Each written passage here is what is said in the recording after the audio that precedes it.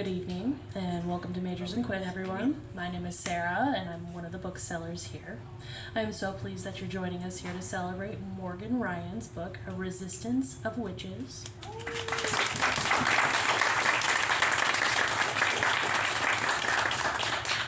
A few housekeeping things before we get on with the show tonight. You'll hear from Morgan in conversation with Emma Törzs. Then there will be a time at the end of the program for audience questions. After Q&A, please allow our authors to move to the signing counter, which is at the glass display you pass on the way when you came into the bookstore. You may line up there to say hello and get a signed copy of the book. If you buy a book here this evening, you are not only supporting our authors, but also a locally owned independent bookstore, and we cannot thank you enough. Finally, please allow me to introduce our guest. Morgan Ryan is the author of stories born from a lifelong love of magic, a fixation on historical minutia that borders on the obsessive and a tendency to fall down rabbit holes. She was raised in a family of writers in upstate New York and received her degree in theater performance from Northeastern University. She now lives in Chicago with her husband. A Resistance of Witches is her first novel. Emma Törzs is a writer, teacher, and occasional translator based in Minneapolis, Minnesota. Her debut novel, Ink, Blood, Sister Scribe, was an instant Sunday Times bestseller, a national indie bestseller, a Good Morning America Book Club pick.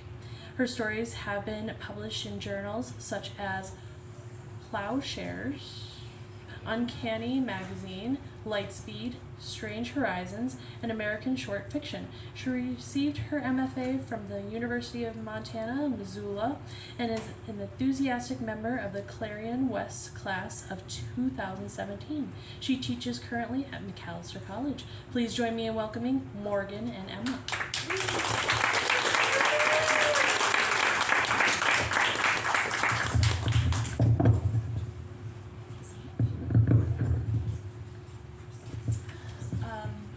So first of all, can everybody hear me? Yes. Okay. Thank you. So I'm going to read for a few minutes just from the beginning of the book. And just a quick note about accents. I don't do them. Everyone in the book is British, but I am not, so please forgive. And actually, here, let me do a little awkward situation with the mic so I can turn pages and talk at the same time. Nope, that's not going to work. Do you want me to be your favorite turner? Like That would be amazing, actually. Okay. Here we go. Actually, no, I think I've got it. All right. I appreciate you, though. Can everybody still hear me? yes. Great. 1. London, November 1940. Years later, when Lydia recalled that day at Downing Street, she would often find herself thinking about the door. It was an ordinary door in almost every respect, if unusually beautiful. I think some people are saying that they can't hear you. Oh, okay. Let me try again. Years later, when Lydia recalled that day at Downing Street, she would often find herself thinking about the door. It was an ordinary door in almost every respect, if unusually beautiful. Glossy black, with a sheen so high she could nearly see her reflection. Gleaming brass mail slot, iron knocker, the number 10 painted with a 0 at a slightly whimsical tilt. And yet, to Lydia, there was something enchanted about it as well. In hindsight, she would think that perhaps it was because in all the stories, passing through a magical door was a rite of passage, the black and white partition where one's old life ends and a newer, stranger one begins. It was a chilly day in London, the coldest they'd had since March, and an icy mist fell across the paving stones like lace.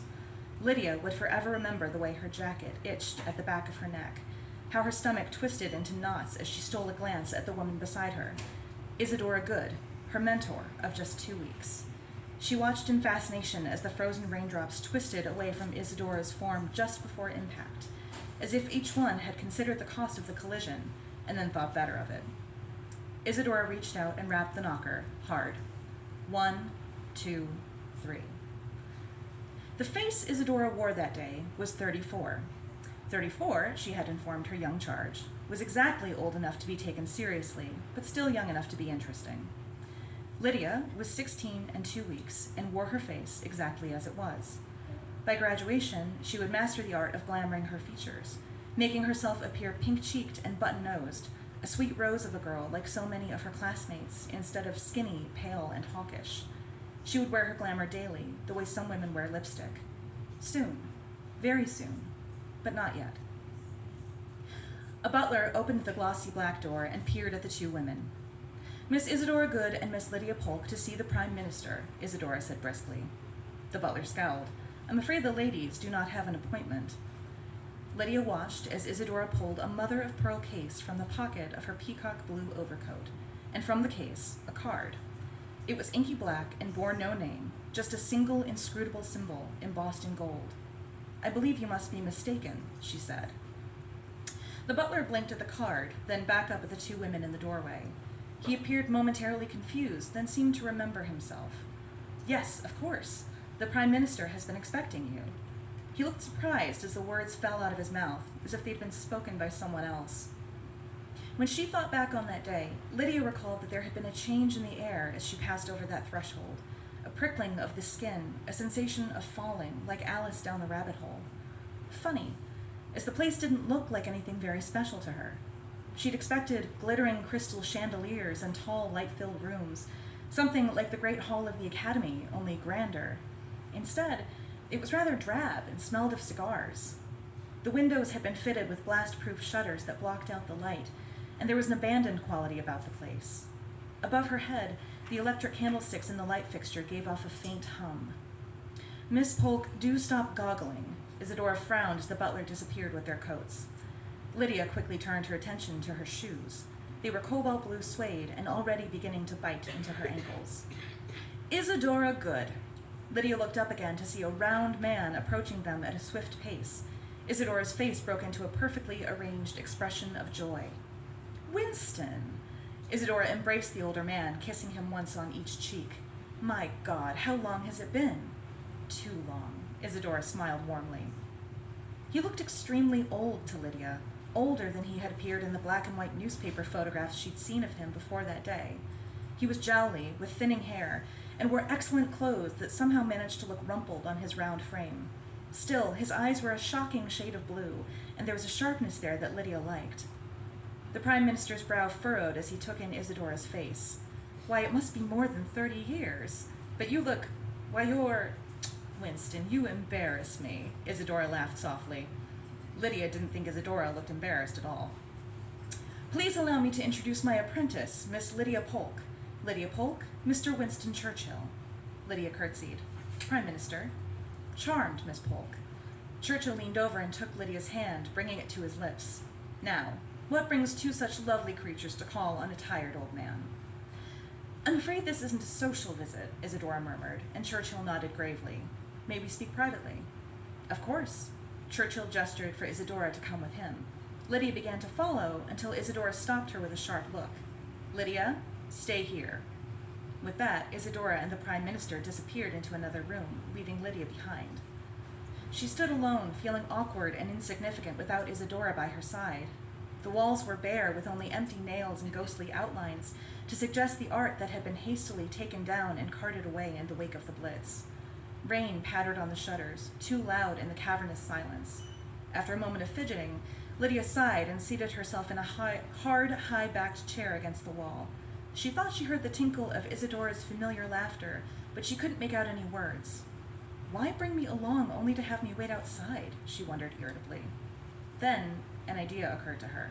She would be in terrible trouble if she were caught, but projection was her strongest subject. She felt sure she could manage without being detected.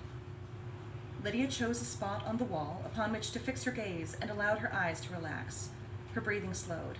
If the butler had walked by, he might have thought she was extremely deep in thought, or perhaps a little odd, but he did not appear.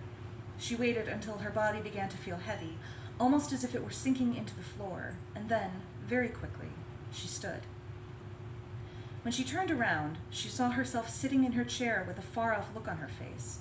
She hated seeing herself like that, even more than she hated looking at herself in the mirror. In the mirror, she could arrange her face in a way that would minimize its flaws, turn up the corners of her lips to make herself look softer, although not necessarily prettier.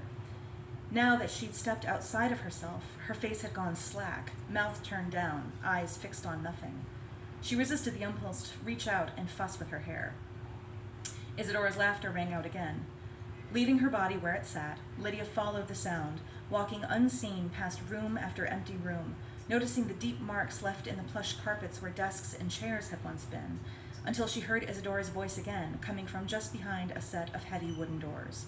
She took a breath and stepped through, bracing herself against the uncomfortable way the matter tugged at her as she slipped through to the other side. Unlike the rest of the house, this room was furnished, with shelves of books lining the walls and an enormous mahogany table running the length of the room. Churchill and Isadora were seated at one end of the table, their bodies angled toward one another. Churchill had already begun working on a fat cigar, while Isadora pulled a black cigarette from a sleek, monogrammed case. Churchill offered Isadora a light, which she accepted with a coy smile and tilt of her head. "How is Clementine?" Isadora asked. "She's managing. You know Clemmy, unflappable as always." Isadora exhaled a plume of lavender smoke. "And you? How are you?" "Well, the damned Huns haven't managed to kill me yet, although they do keep trying." Churchill coughed and gestured with his cigar toward the shuttered windows. "It's only dumb luck the Luftwaffe haven't blown Downing Street to kindling, although they did get close. Last month they blew up my kitchen, very nearly killed my poor cook as well." It felt treasonous, spying on Isadora, to say nothing of the Prime Minister. Lydia found herself slowly backing into the gloomy corner by the door, although she was certain she could not be seen, as Isadora offered some polite, sympathetic comment regarding the Prime Minister's cook. Isadora. The way Churchill said the name was so familiar, Lydia would have blushed had she been inside her body. "It is wonderful to see you after all these years, but neither of us has ever been very good at idle chit-chat. Why are you here?" Isadora held his gaze and drew on her cigarette, taking her time. "The war," she said. "You're losing." The Prime Minister pursed his lips, then nodded. "I'd like to offer my help." Churchill raised an eyebrow. "Like in Pretoria?" Isadora smiled. Pretoria was personal. This would be something more official. "Isadora, forgive me, but I'm old and grumpy, and as you yourself pointed out, quite busy at the moment losing a war, so I'd appreciate it if you spoke plainly." Isadora lifted a snifter of brandy from the table and sipped it slowly before speaking. "I'm offering you the aid of the Academy." Something dropped inside Lydia's chest, as if she tripped coming down the stairs. Churchill's cigar sat forgotten in his hand, ash gathering on the tip. "You mean, the witches of Britain are at your service."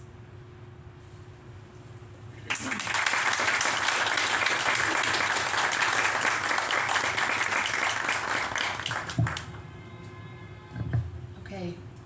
Hello, can you all hear me? First of all, Morgan, congratulations on your first book. Thank you so much.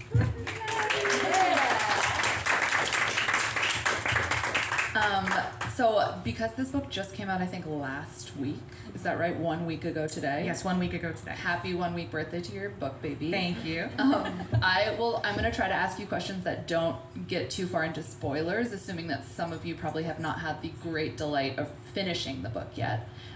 So we were chatting right before we both picked up microphones and started chatting in public. Yes. And you mentioned that you quit your job to write a book. And I said, oh my God, most people who quit their jobs to write a book don't. They quit their jobs and then they realize, oh my goodness, it's very difficult to write a book. Did you quit your job to write this book or a book? Yes, it was this book. I had 40 pages of this book written. I was not particularly happy in my job. It was COVID, and I had actually been lucky enough to keep the job that I'd had and had been working remotely from home, as so many of us were. But I was kind of drowning and had a very weepy, very emotional conversation with my husband on like our daily mental health walk about how I just knew if I had the time that I could write this book and turn it into something. And saint that he is, after I went to bed that night, he made a spreadsheet about how we were going to make it as a single income household during COVID. And the next business day, I quit my job. Which, by the way, don't do that. Like, unless unless you have an absolutely rock solid safety net, do not do that. That's not, I don't want to get letters about how, you guys lost your homes because it's a very, very risky thing to do, and it's unbelievably fortunate that it worked out, but yeah. I have had people ask me, I'm thinking about quitting my job to write a book, should I? And I say, do you have somebody else to financially support you completely? And if they say no, I say, no. Yeah, no, don't do that. And if they say yes, I say, yes. Yeah. Definitely quit your job. Why are you working if you can be supported by somebody else? So for those of you that haven't read the book yet, the one sentence summary of it is, I was telling my friends, it's like witches fight Nazis. Does that sound accurate? Yes. More or less? Yep. And I generally stay away from World War II literature because it causes me generational trauma-induced stress. This was interesting. My grandfather came over, a Jewish, escaped in 1943, which is the year that most of this book takes place. Yeah. So it was a bit of a stressful experience, but it was so fun to read. And I'm really curious, how you managed to make a book about Nazis such a pleasure to read, especially in the year of our Lord 2025. Yeah. I think, because you're right, and there's so much heavy content that, I think ethically has to be addressed if you're going to talk about this period of history. You can't gloss over it, you have to talk about it. But I also think that if you're going to talk about these subjects, there is something very satisfying and cathartic about punching Nazis. That is something that we can all Magically or otherwise, metaphorically or otherwise, get into and find some joy and some happiness in that cathartic moment of, there's all of this darkness, there's all of this wrong, a lot of this darkness still exists today, but we can kind of find some peace and some joy and justice being done, even if it's just in the pages of a book. So I think some of that lightness actually comes weirdly from I think our cultural fascination with revenge and with wanting to make things right. Yeah. It's I think a lot about the last sequence from Inglourious Bastards when they're burning down the theater and everything is going, spoiler alert. But it's a terrifically violent ending, but it's also incredibly fun. And it's because I think it's this wish fulfillment thing, and I think there's an element of that I leaned on hard to keep this book from becoming too heavy. And you said when you quit your job to start writing it, you had 40 pages. Were those 40 pages set during the time period that this book is set? How much did you know about the setting when you entered into beginning to write it? I was pantsing a lot. So, do you want to define pantsing for yes. our audience? So pantsing, there's kind of in the world of NaNoWriMo, there's pantsing, which is flying by the seat of your pants, and plotting, which is exactly what it sounds like. NaNoWriMo being... Oh yes, National Novel Writing Month. Sorry, right, we have a lot of we have a lot of jargon. Yeah, I went into it with, I think the first 40 pages gets you to kind of up to the kind of crux of when the conflict starts. That kind of again, I don't want to spoil anything. There's a big action sequence that happens around page 40, which was about the time that I decided there was more to this book. And after that, I didn't really know. And I continued to not know until about the halfway point, at which point I realized I could not go one step further without plotting this thing, and then plotted the second half of the book from there. But the first half was basically 100% by the seat of my pants, which I will not do again, by the way. Also, don't do that. Don't, yeah.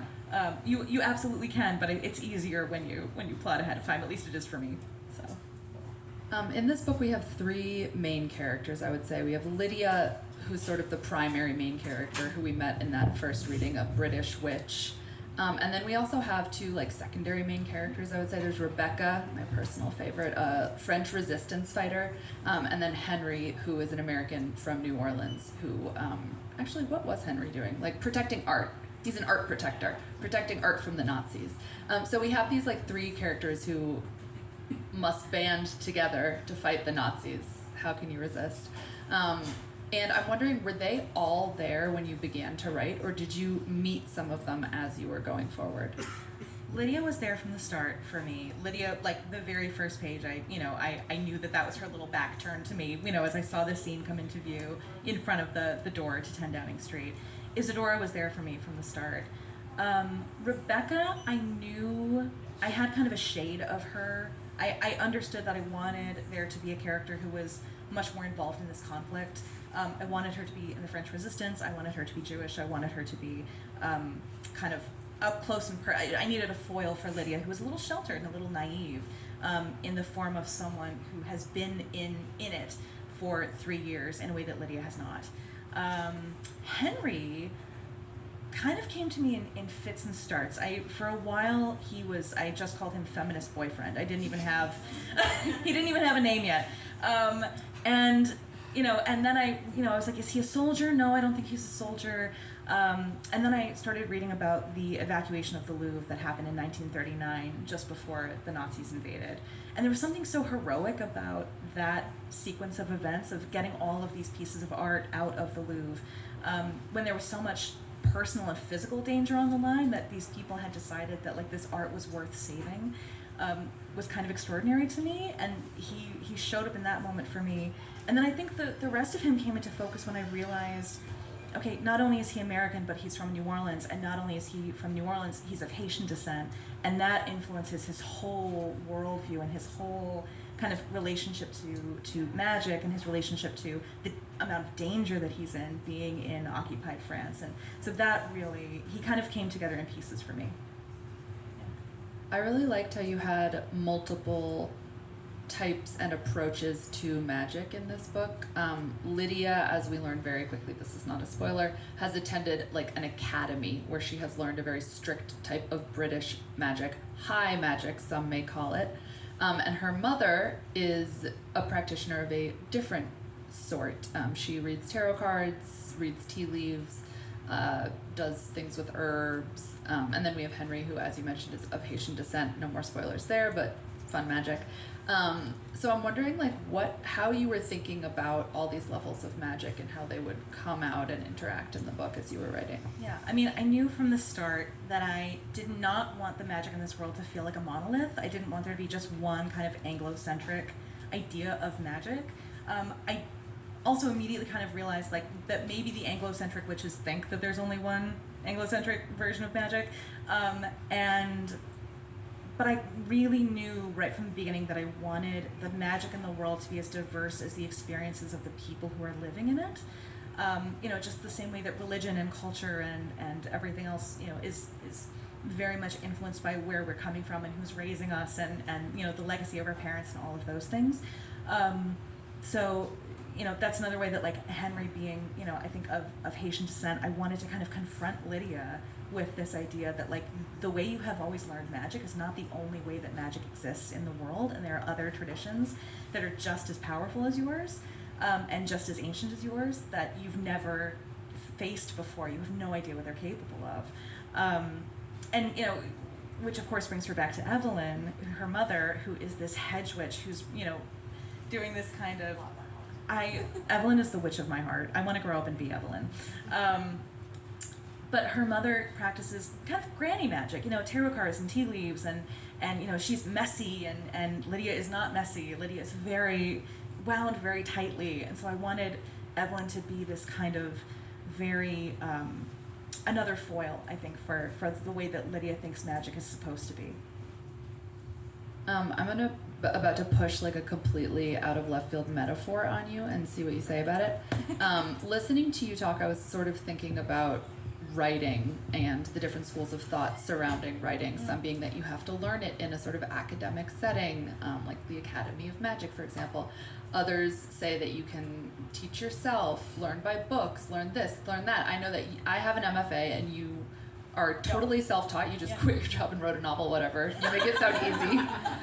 So I'm just curious, like, how did you teach yourself to write, aside from reading, which I'm assuming you've done a lot of? That was the end of my answer. No, you can start there. I don't know. I grew up in a literary household. My mother, who's here, is also an author. My aunt is an author. So I grew up surrounded by writers. I grew up reading a lot. A lot of the memories of my childhood involved just being surrounded by, like, stacks and stacks and shelves of books in every single room. So I mean, reading, I think, is at the heart of it for sure. I went to school for theater performance, and so I dabbled a little bit in writing plays, and thank goodness none of those plays were ever performed or read by anyone because they were not good. I think the way I learned to write was just by writing. What I mean by that is like, okay, so I wrote some bad plays in college and no one ever saw them, and then I wrote some short stories with my friends, and they were like kind of whatever, and then but there was like something that was better than the plays, and then I got laid off from a job in my 20s, and I wrote like a novella, which was okay, but like wasn't quite there, and I just kind of kept writing things until I kind of came to this book, and I think this book was the first one that I looked at and said, okay, there's something here, but I think it was in stages of just doing the thing over and over and over again, until it felt like I had made enough mistakes to stop making those mistakes. Now you get to learn how to make all new mistakes for your Forever. second book. I hear you have a second book. I do. Is it a sequel to this one, Morgan? It is a sequel to this one. It is not a direct sequel. Lydia is a character in it, but she is not the lead character. There is another character that you meet in this book who is the lead of the next. Sort of in the... My favorite character. What a babe. Rebecca. So yes, Rebecca is in this next book, Fiona is in this next book, and it's very much influenced by so Fiona's mission after the war is to hunt down Nazis who have escaped from justice. And so she's kind of doing her badass witchy spy girl thing, and bringing in escaped Nazis. And she is on the hunt for a particular Nazi, a witch and a scientist, who has a fixation with a type of Norse warrior who really existed, by the way, who were called the Ulfethnar. And the Ulfethnar, if you're familiar at all with what a berserker is, they're these kind of warriors who went into battle with no armor and no shields and just went absolutely insane, and they believed that they were imbued by the spirit of a bear. And the Ulfethnar were very similar, except that they believed that they were imbued by the spirit of wolves. So it's sort of a werewolf story and a post-war story, and it's also a love triangle. Yes. So many people's eyes lit up when you said werewolf. It's You all still like Viking werewolves. werewolves. Yeah, Viking werewolves. Yeah. Good. Very Minnesotan. Viking timber wolves, maybe even. So I'm sure you've answered this question a bunch because it is a historical fiction novel. People always ask this question, but I am really curious, like, what kind of research did you do to balance the, like, imaginative, made-up portion of this with the accurate factoids? Yeah. So obviously, I think anytime you're writing anything historical, I think anytime you're writing anything, period, even contemporary stuff, I think requires a ton of research to be like, I don't know about this particular thing, or I don't know this location. So I did, I read a lot of books. I read about the resistance. I read a memoir written by Winston Churchill's valet to see, what the inside of Downing Street was like during this period of time. I read all those things, but I'm also a highly visual person. And so I spent a lot of time on Google Maps because I couldn't travel to research for this book because it was COVID. And so I spent a lot of time taking my little avatar on walks from Downing Street down to Trafalgar Square to see okay, what does this look like? How long would this take? I spent a lot of time looking at old film reels of people kind of walking around doing their shopping after the Blitz, and what does that look like? I looked at old dress patterns to see, okay, yes, the witches are a little high fashion, but the regular people are not, they're making their own clothes, and so what does that look like? If you're not a movie star in 1943, what are you wearing around the house? Things like that. So I used a lot of visual input to create this book. I also I did some really unhinged stuff. Rebecca drives around in a 1939 Citroen, which is her this car is her baby, and it was very hard to hang on to your automobile in occupied France. So she's very protective of it. But I did have to call a classic car dealer as I was writing this book and ask him, hey, don't freak out or call anybody, but can you put a 120-pound adult in the trunk of a 1939 Citroen? And it turned out he didn't know, and I had to go find some other listings to see if I could figure out that information. And it turns out you can, but that's the kind of stuff that I just got in my head. And I'm like, someone has this car in their garage, and they're gonna know, if I try to put someone in the trunk of this car, and it turns out they wouldn't fit. So stuff like that. I often think that judging by my Google searches alone, I would have been put in jail so many Oh, times. 1000%. Really terrifying. This morning I Googled, if you throw a loon off a very high cliff, could it fly? The answer is no. It needs a really long runway, which I did know, but I was like, maybe if the runway is vertical. But no, you can't. That's very funny. Okay, I want to make sure that we have time for some audience questions, so I'm just going to ask you maybe one or two more. I listened to this book on audio. Has anybody listened to it on audio? It's so well read. The narrator does all of the accents to my ear pretty seamlessly. And I'm wondering, like, did you have a hand in choosing this wonderful actress, and how did that process go? Her name is Grace Gray, and she's a genius. And they sent me, I think they had probably vetted a number of actors who had applied for the role.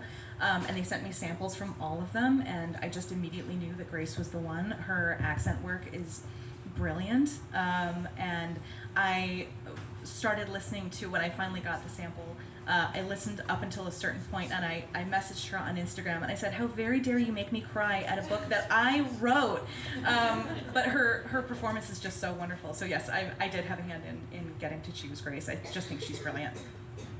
Have you read or listened to anything lately that you have really enjoyed, or that you have found inspiration in? Are you reading, or are you just too stressed out on tour doing book promo? I'm reading a lot, actually, and part of that is because I'm getting to meet tremendous, like, truly, and this is not a cop-out, I really did love Inklet's Sister Scribe so much. It's like one of my favorite things I've read very recently.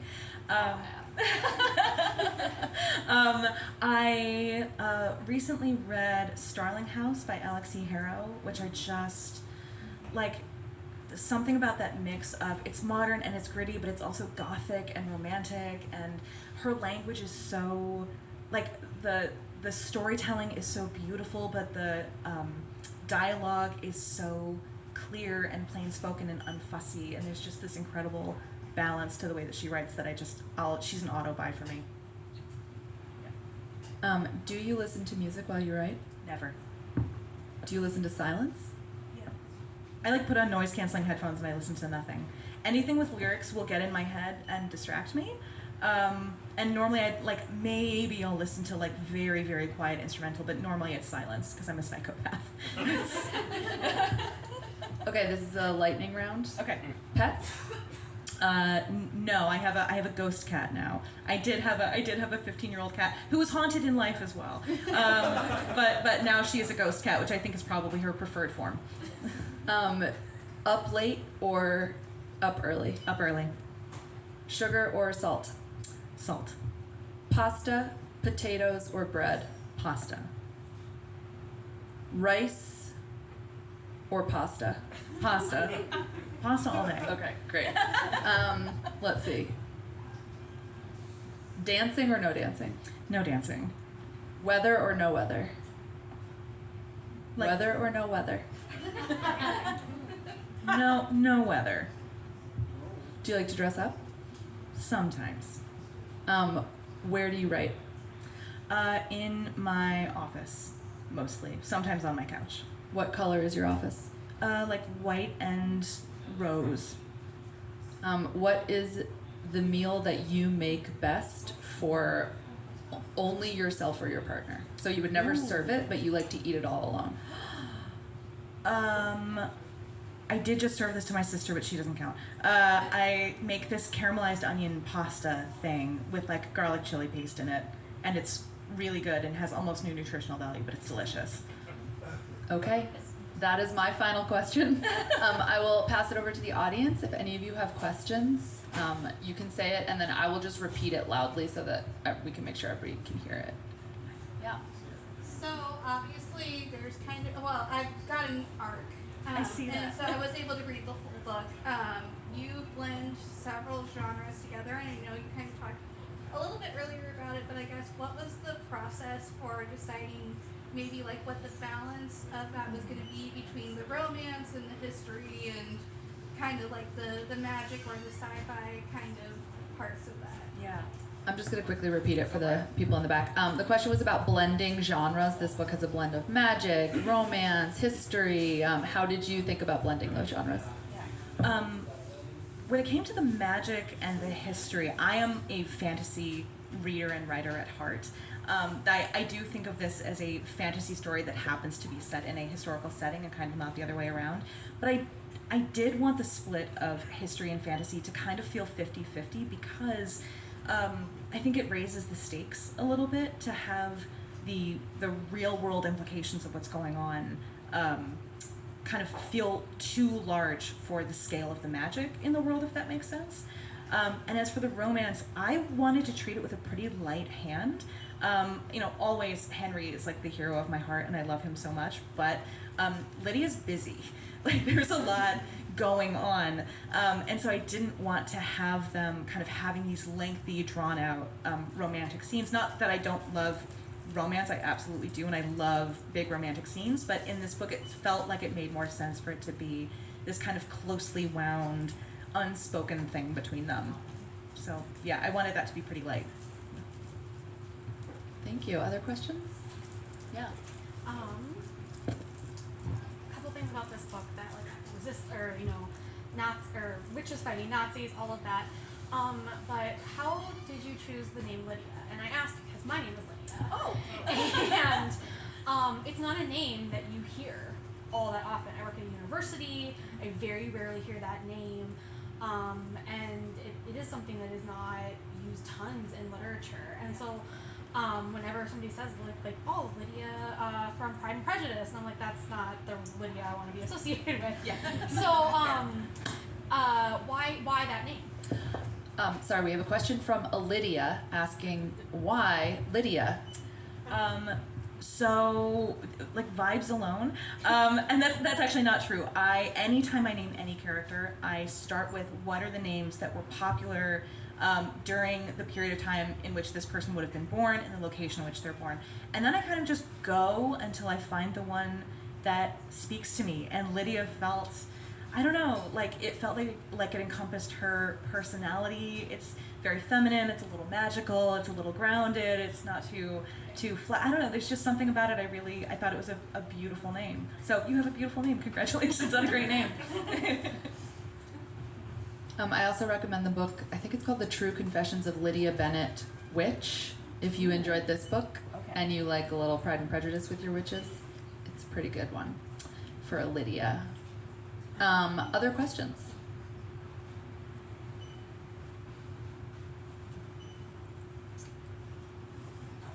Yes, please. So you said it took you 40 pages before you quit your job. Mm-hmm. How long did it take you to write those 40 pages? The question is about the 40 pages that made Morgan quit her job. How long did it take to write those 40 pages? Let's see. So I started writing in March because my sister made me. And actually, this is true. She called me up in the middle of COVID. I will answer your question, but I do want to give credit where credit's due as well, which is that my sister called me up a few weeks into COVID, and she said, "How are you staying sane? Are you writing?" And I said, "No, I'm absolutely not, and I'm losing my mind." And she said, "Okay, I'm going to write 20 pages of something, and you are going to write 20 pages of something, and then we are going to swap and critique each other." And what I wrote was the first 20 pages of, actually, no, I think I only did 10 in that session, but that was the first chapter of A Resistance of Witches. So that was March. I quit my job in June. So, yeah, little longer than I think it would have taken me had I not had a day job that was taking up a lot of my energy at the time. But yeah. And your sister's here. Yeah, my sister's here. Are you writing, sister? All right. Can we hope for anything from you? I sure hope so. All right. We'll be thinking of you. It's coming. Watch out. Other questions? Am I allowed to do Yeah, this? of course. Okay. So I was just kind of thinking about the idea of grief in this book and how a lot of the characters react differently to it. And I guess, what was your process of having some of the characters not necessarily take a moment to grieve, and then other characters kind of taking that breath in that moment? How did you decide which scenes were going to have that kind of that silent moment or that breath? Yeah. God, that's a really good question. Yeah, the question was about grief and how the different characters process grief in the moment of the story. Some taking a moment, some not really having time to process it. The honest answer is in the beginning. So, like, for instance, Lydia has, and again, like, spoiler free, but deals with some grief early on in the book. And in the first draft of this book, she took no time to process that. And it was actually through kind of the diligence of my editor, and also an agent who I submitted to, who was kind enough to give me feedback when I was in the submission process, who said, I love this book, but Lydia takes not even a second to process what has happened, and I really want to see that. And so I made a meal out of it, and just took that feedback and wrote a whole sequence that ended up having to be cut down, actually, but kind of let her wallow in it for a little bit. Which turned out to be this really interesting exercise that I hadn't even considered doing. So part of it was just like the brilliance of other people telling me that this was something that they needed. And again, I keep saying the word foil in this session for some reason, but I think Rebecca, who's also grieving in a very different way and grieving in this place of like uncertainty, is grieving through violence and through vengeance in order to not sit with those feelings for too long, which, I don't know, I think I did not start out writing a book about grief. This is what happens when you pants a book, by the way. I did not start out writing a book about grief, but it kept showing up in all of the characters, which I think in retrospect makes a lot of sense for how much of that was going around at the time period. But yeah, so I don't know, a little bit of good advice from other people, a little bit of just trying to imagine the rage that would drive you to risk your own life to kill Nazis for as long as you can until you have to stop, and just diving into like, okay, if you've lost everyone that you love, what do you do depending on who you are as a person? So I don't know if that was a clear answer to your question, but we have time for a couple more. Yes, please, in the back. Morgan, you love theater, study theater. How do other forms of media influence your writing, and do you have a favorite form of media that gets you into a writing spirit? that's my brother-in-law, Jake, everybody. Hi, Jake. Jake wants to know about other forms of media that you enjoy and gets you into the writing spirit. I love writing as if it's a movie. I try to write with kind of as if I'm holding a camera and having kind of shortcuts between moments and shortcuts between characters, and really seeing it in a very cinematic way. So I go to the movies a lot. I also just love like really great cinematic television. During the age of Game of Thrones, I was a Game of Thrones junkie. I'm also a D&D nerd. And I don't know if anyone here plays D&D or watches okay. It's the Venn diagram with fantasy writers and D&D nerds. It's not exactly a circle, but it's really close. I love, so if anyone ever watches like Dimension 20 or Critical Role, I love those shows because the stakes are so high and you get to watch like actually really good actors making decisions in real time and sometimes like totally chewing scenery. Like I think part of what's fun about watching D&D is that people are allowed to chew scenery in a way that they're not like in theater and on television, and you can just really go for it like when you're just at a table with your friends, and there's something very satisfying about that type of media as a fantasy writer, and that they can just lean into like the bizarreness of it. And sometimes it's funny, and sometimes it's very heartbreaking and sad, and sometimes it's completely outrageous, and they're like, let's make friends with the dragon. Let's make the dragon our pal, and you can just, it's just people writing stories in real time, which I think is really cool and fun as a writer.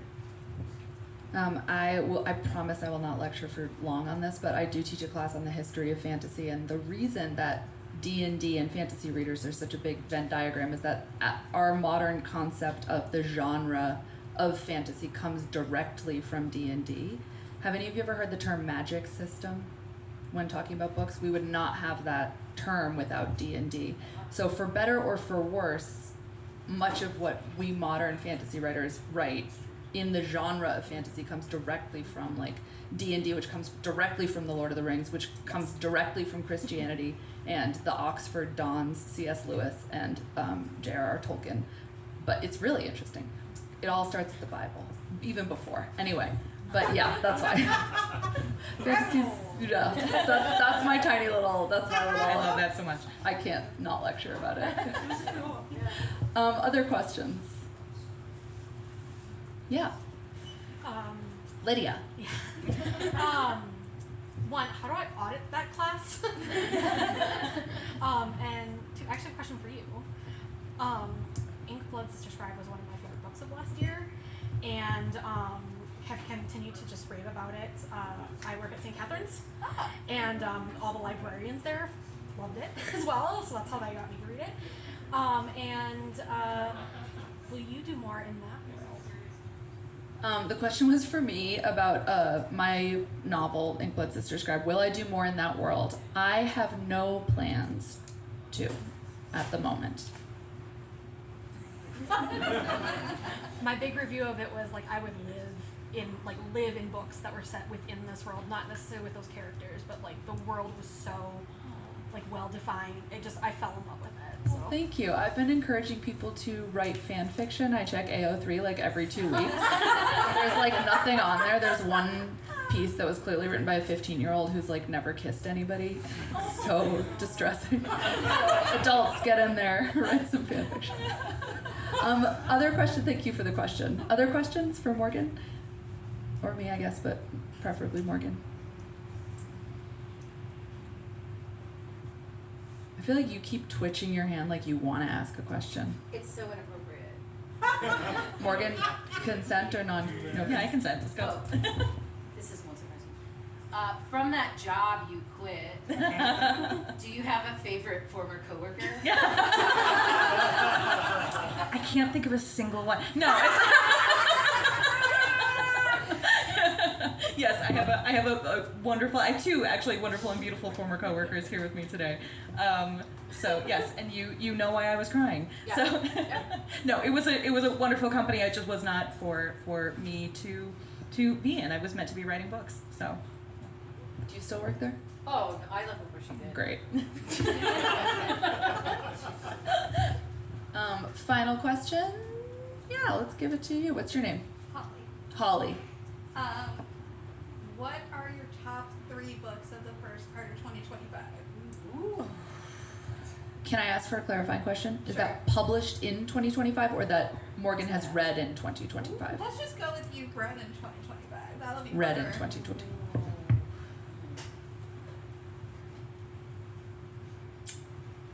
I need like 30 minutes to think about that. Rapid fire. Oh, that's really hard. That's really hard. I think I've already said 2 of them, which is Starling House and Ink, Blood, Sister, Scribe, for sure. And I just read book 1 of Greta Kelly's duology, The Frozen Crown, which was also just so fun and sexy and just like, yeah. And I normally don't, I'm normally a very like kind of grounded fantasy reader. This is a grounded fantasy, but something about Greta's book just like grabbed me completely. So What was that called? Greta what now? Greta Kelly, The Frozen Crown. Okay. All right. Morgan, do you have any last words for us? Questions that we didn't ask? Things you'd like to tell us about this book? Secrets? Google searches? Secret. The Google search thing really got in my head because I'm like, you have to Google when you're telling a story about Nazis, you have to Google unfortunate things, and I really do. Like, I occasionally just type into Google like, I'm a writer, don't judge me. Whatever NSA agent is reading my Google searches, I just need to know what kind of. I'm not a collector, but I do need to know what kind of gun they carried. Like, sorry, yeah. So I don't think I have anything else. Okay. What's the name of your ghost cat? Clara. Okay. R.I.P. Clara. Let's all think about her for a second. Okay. Thank you so much for joining us. Morgan, congratulations again. Thank Loved you. the book. Thank you.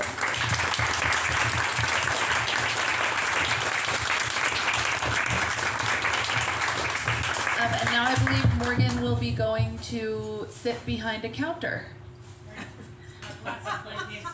Glass display case. To sign books. Thank you. You work at St. Catherine? Yeah. Oh, you're like my McAllister. Yeah, I run the bookstore. I think it's so it's a it's fun job. And I think we get to it's for me to go to first. It's fun, and I don't have to sit around and do all the push-ups. So, also be signing my Am I? Oh, yeah. Okay. Yes, I shall. Oh, I bet. And you and I.